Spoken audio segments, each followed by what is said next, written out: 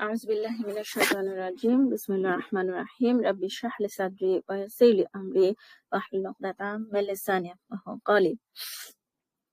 আচ্ছা, এখন গত পর্বে আপুরা আমরা কথা বলেছিলাম যে মুসা আলাইহিস সালাম কিভাবে আগের ঘটনাটা থেকে শিক্ষা নিয়েছিলেন এবং এরকম অবস্থাতেও উনি ক্লান্ত শ্রান্ত বিধ্বস্ত অবস্থাতেও উনি এই মেয়েগুলাকে হেল্প করলেন। ঠিক আছে, হেল্প করলেন। এখন এইখান থেকে আমি পার্সোনালি যে একটা লেসন ডেরাইভ করি সেটা হচ্ছে যে উসিলার কনসেপ্টটা, এগেইন উসিলার কনসেপ্টটা আপনারা জানেন যে উসিলার কনসেপ্ট নিয়ে আমি অনেকগুলো অডিও সিরিজ দিয়েছি, 5টা বা 6টা বা 7-8টা। আপনাদেরকে আবার একটু রিকোয়েস্ট করবো যে আপনারা এটা যারা শুনছেন তারা যদি না শুনে থাকেন তাহলে আবার উসিলার কনসেপ্টে ফেরত যেতে পারেন ওই অডিও গুলোতে। একটা জিনিস হচ্ছে আপুরা যে আপনার আমাদেরকে বুঝতে হবে যে আল্লাহর সাহায্যটা আসে কোনো না কোনো কিছুর উসিলায়। হ্যাঁ, সো উনি মানে মানে উনি হচ্ছে আরেকজনকে হেল্প করার উসিলায় উনি আল্লাহর সাহায্য চেয়েছেন। এবং এখানে আরো একটা বিষয় হচ্ছে যে উনি কিন্তু খুব আত্মগ্লানির অবস্থায় আছেন, উনি কিন্তু মাত্র একজনকে হত্যা করে এসেছেন। তো তখন ওনার মধ্যেও মানে একটা গিল্ট ফিলিংস অথবা একটা ওভারকাম করার মেন্টালিটি হয়তোবা ছিল যে আল্লাহর সাহায্য পেতে হলে বা আমাকে আরো বেশি আমার আমল নামাটাকে এখন আরো বেশি ভারী করতে হবে, ভালো দিক থেকে ভারী করতে হবে। আচ্ছা, এখন এই জিনিসটা এই যে কি বলে ওসিলার কনসেপ্ট, এটা বোঝাটা খুব জরুরি। এবং কেন আমি বলছি যে ওসিলা হিসেবে উনি এটাকে ব্যবহার করেছেন, কারণ হচ্ছে যে দেখেন যে উনি ওই মহিলা দুটাকে উনি হেল্প করলেন, তাদের রাখালকে উনি পানি খাওয়ালেন এবং এরপরে ছায়ের দিকে গিয়ে উনি বললেন যে ইয়া রাব্বি, এবং এই দোয়াটা খুবই বিখ্যাত, I am in need of whatever blessing you will send me. এবং এখানে আমরা যে ফকির বলি আরবিক শব্দটা আমরা দেখবেন যে ওই টার্মটা ব্যবহার করা হয়েছে সূরা কাসাসে 24 নম্বর আয়াত। আচ্ছা, এই দোয়াটা নিয়ে একটা টোটালি সেপারেট এপিসোড করা যায়, সেটা পরে। আমি বলছি যে দেখেন যে ওই মহিলাগুলোর সাথে আর কোনো কথা না বলে উনি কিন্তু আল্লাহর কাছে গিয়ে রিওয়ার্ড চাইলেন, আল্লাহর কাছে গিয়ে রিওয়ার্ড চাইলেন। এবং আরেকটা জিনিস হচ্ছে যে what is a good time to do good deeds. হ্যাঁ, এই কথাটা আপুরা আমি খুব বলি এবং আমি অনেক বেশি এমফাসাইজ করার চেষ্টা করি যে ভালো কাজ করার জন্য অথবা নেক আমল করার জন্য এমন না যে আমাদের আদর্শ পরিস্থিতি আসতে হবে তখন আমরা করব।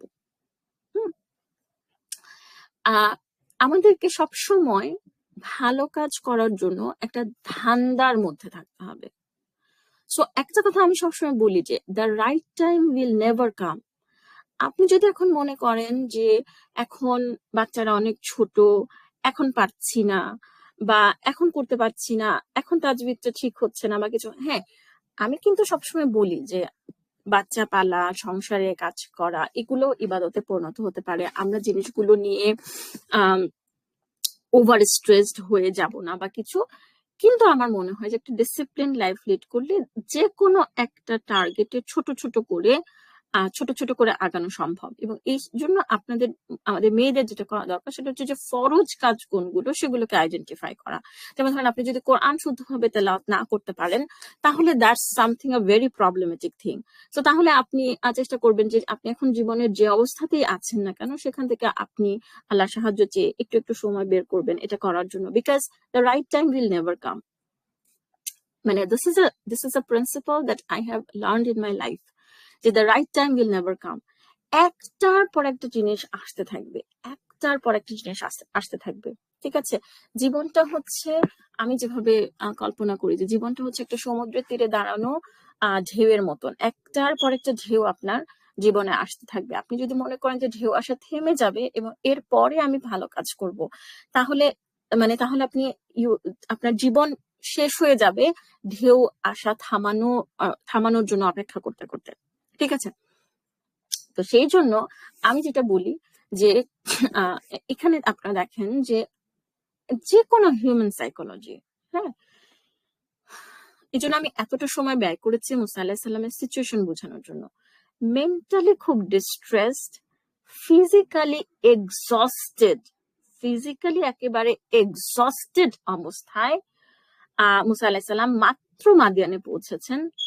সেই সময়ে এনি হিউম্যান বিং এর মনে হবে যে এই অবস্থায় আমি আমার নিজেরই চাল চুলা ঠিক না, আমি আরেকজনকে কি হেল্প করব, তাই না? এনি মানুষের এটা মনে হবে। কিন্তু আমার কথা কিন্তু দেখেন যে ওই সময়েও উনি হেল্প করলেন আরেকজনকে। এবং তাহলে কি দাঁড়াচ্ছে, যেমন আমি একটা জিনিস চেষ্টা করছি, মানে এই জন্য আপনি দেখবেন যে আছে যে তোমরা দারিদ্র এবং প্রাচুর্য দুই সময়ে দান করো। দারিদ্র্যের সময় আমি কিভাবে দান করবো? দারিদ্র্যের সময় আমি আমার সামর্থ্য অনুযায়ী 10 টাকা দান করব, 15 টাকা দান করব, 50 টাকা দান করব। প্রাচুর্যের সময় আমি হয়তো বা হাজার হাজার টাকা দান করব। কিন্তু যেন এমন না হয় যে আমার নিজেরই তো এখন নাই, আমি আরেকজনকে কি দিব। এই কথাটা আমি খুব শুনি মানুষের কাছ থেকে, আমার নিজেরই তো নেই, আমি আরেকজনকে কি দিব। তখন হচ্ছে যে আপনি খুব অল্প কিছু দেন, আপনার নিজের যা আছে সেখান থেকে আপনি খুব অল্প কিছু দেন।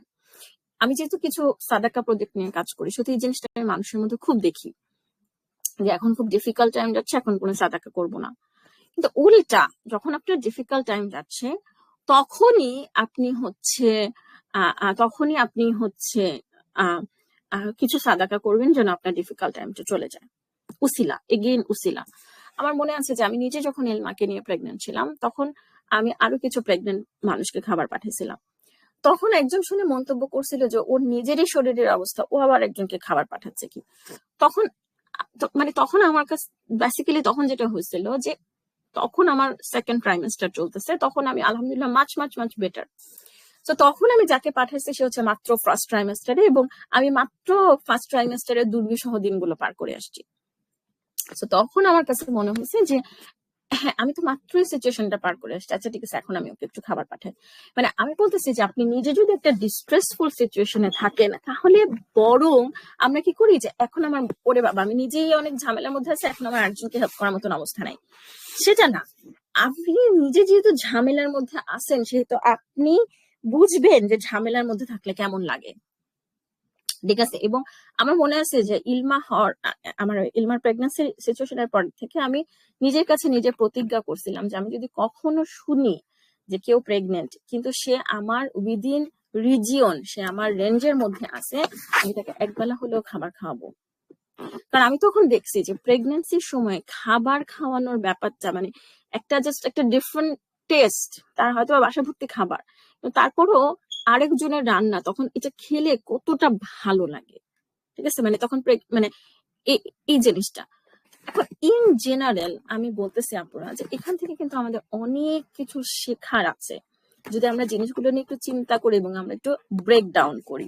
ঠিক আছে, এবং এই দোয়াটা নিয়ে আর কথা বাড়াতে চাই না।